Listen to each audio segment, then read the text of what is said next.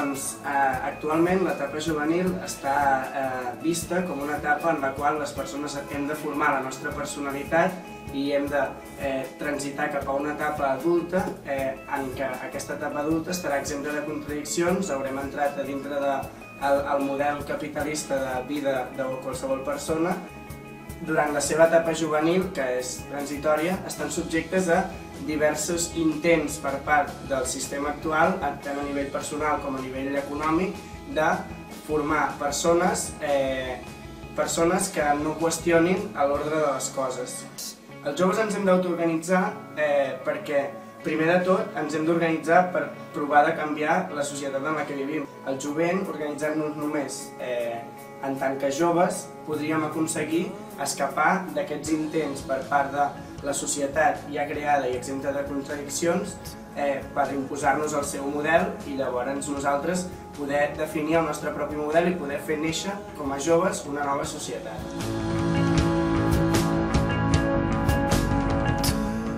El moviment juvenil és el conjunt de joves organitzats d'arreu del territori, joves que estan en general arrelats al seu entorn, als seus barris, a les seves vides, als seus pobles, que tenen unes inquietuds compartides i que s'organitzen per tal d'aconseguir millorar el seu entorn, viure en un món més just. Al Poble Nou hi ha diverses entitats que conformen aquest moviment juvenil que estan articulades al voltant de la Xemeneia, que és l'ordinador d'entitats juvenils del Poble Nou. Els participants de les entitats tenen diferents rols dintre de la Xemeneia, hi ha diferents comissions, diferents espais de la Xemeneia que cada un tracten temàtiques diferents. Actualment el moviment juvenil de Poble Nou té una reivindicació molt clara, que és el casal de joves, que van des d'això fins a altres temes més globals. Per aconseguir els nostres objectius realitzem activitats, tant activitats com més esporàdiques com activitats consolidades.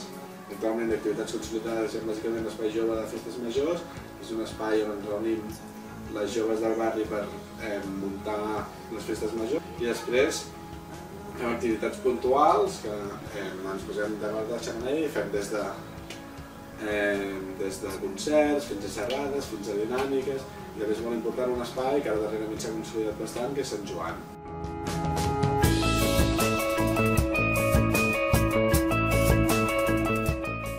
Nosaltres defensem un model de barri que estigui al servei de les veïnes del barri, del Poble Nou, i no al servei del capital i dels turistes i de les grans empreses, que és una mica el que ha intentat imposar el 22@. Vam elaborar un estudi que es diu Torres més altes han caigut, que fa una anàlisi del impacte d'aquest pla urbanístic a nivell sociològic. Nosaltres participem de diverses entitats i llavors, així a nivell més concret, un espai on ens trobem moltes d'aquestes entitats és a la Festa Major, comença aquestes festes que siguin populars i siguin pels veïns, realment. I llavors també participem de Fem Maig, que és una coordinadora que hi ha per organitzar i participar a les festes de maig del Poble Nou. I llavors, per últim, també participem del Corre Llengua, al qual intentem fomentar la cultura popular i treballem amb la Colla del Drac. I això són com diferents espais on intentem implicar-nos amb el teixit associatiu del barri i intentem crear sinergies i mica en mica anar construint aquest barri que volem.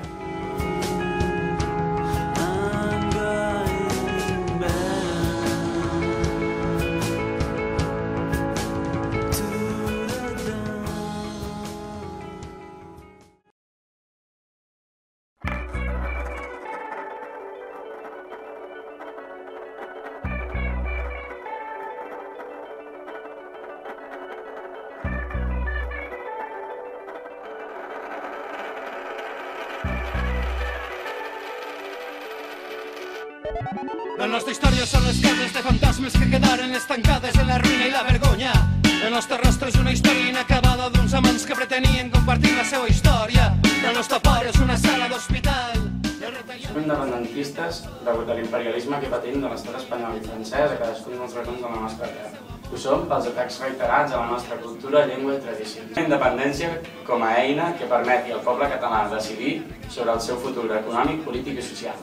Així mateix, la volem sense ingerències de la Unió Europea, dels Estats Units, l'FMI, del Banc Central Europeu o de qualsevol altre instrument del capital que ens oprimeix diàriament sense el nostre permís, que sigui una independència real i plena. des dels municipis, teixint-se diàriament, des dels casals i ateneus i construint una unitat popular, des de la base, l'única manera que nosaltres podem entendre la política.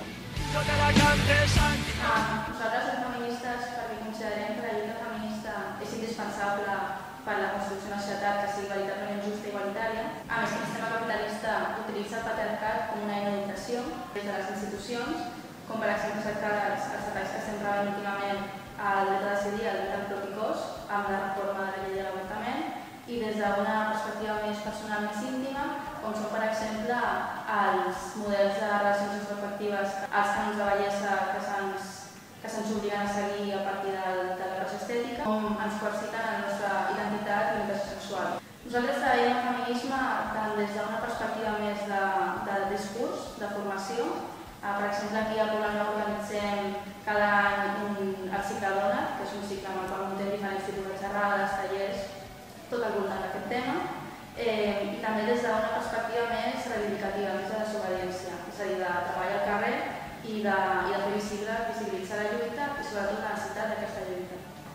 No, és una confusió que solem tocar, normalment trobem, però realment no tenen res a veure.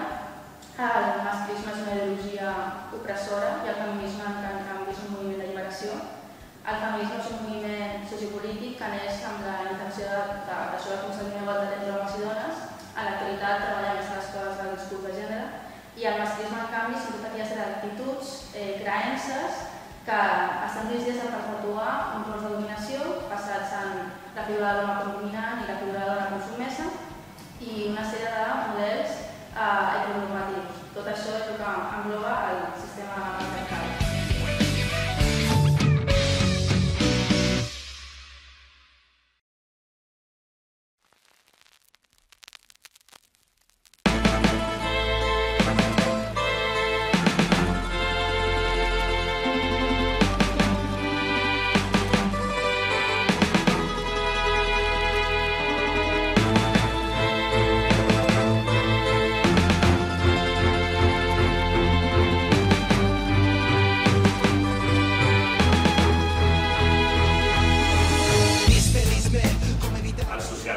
que és la transició cap al comunisme, és quan la classe obrera pren el poder polític i la propietat dels mitjans de producció.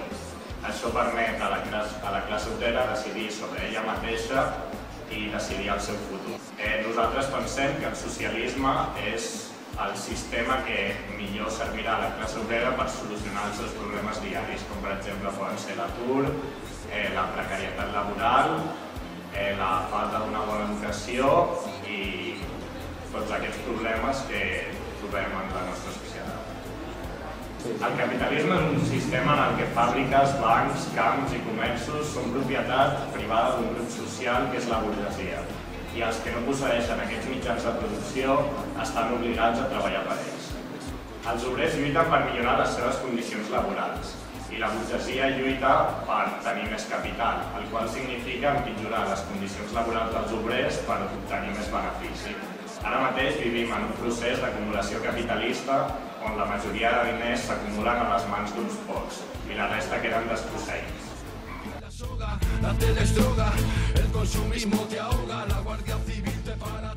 La Plaça de Maig és un espai que va ser alliberat aquí al barri farà un any i mig per diferents agents del barri, diferents veïns i veïnes, entre els quals hi havia gent d'arran. I bé, des que es va alliberar la Plaça de Maig, que ja en si era un espai que era considerat del barri perquè té tota una tradició de cooperativisme obrer, i té una història que està molt en contacte amb els moviments socials. Gràcies a això, doncs, la Plaça de Maig, a part de ser un espai, es va convertir en un projecte. Un projecte que es defineix com amb 3 eixos. Un és el que ja he dit, la transformació social. Tota la gent que està a la Plaça de Maig té aquesta intenció. Per altra banda, un altre eix que ens defineix és que totes les decisions es prenen de forma assembleària, o sigui, l'assemblearisme és la nostra forma de gestió i, per suposat, l'autogestió de tot això. L'autogestió de la transformació social, l'autogestió mitjançant l'assemblearisme. L'assemblearisme és una forma de prendre decisions que el que fa és incloure totes aquelles sensibilitats que estan al nostre voltant. No es tracta de votar o de prendre decisions de forma vertical, sinó al contrari, que tothom pugui participar de la presa de decisions. serem un cicló. L'unitat és la solució, sigue el movimiento de nuestra generación. És una organització juvenil que naixem fa 2 anys i som una organització que ens declarem feministes, independentistes i socialistes. I no naixem del res, sinó que som fruit d'una confluència entre 2 organitzacions ja existents abans, que eren Maurets i la Cagell, i d'aquí sortim nosaltres. I som l'organització juvenil també de l'esquerra independentista, i això vol dir que estem treballant conjuntament amb la resta d'organitzacions de l'esquerra independentista, que són Endavant, IBD, la CUP, el CPC, que és el Sindicat d'Estudiants Més Països Tolerants, la COS, que és el Sindicat de Treballadors i Treballadores, i llavors la nostra forma d'organitzar-nos i de lluitar ho fem mitjançant assemblees, que són ja sigui de barris, de ciutats, viles, pobles, i doncs treballem arrelant-nos als espais on estem, en el nostre cas al Poble Nou, al barri, i ens coordinem amb la resta d'assemblees, que també formen part de RAN, de la resta de catalans.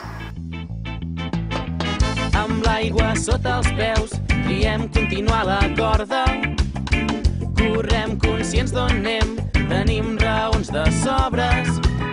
No ens podran retallar mai les ganes de viure. Junts hem perdut la por, somiem amb l'utopia. Que no es pari, que no es trobi.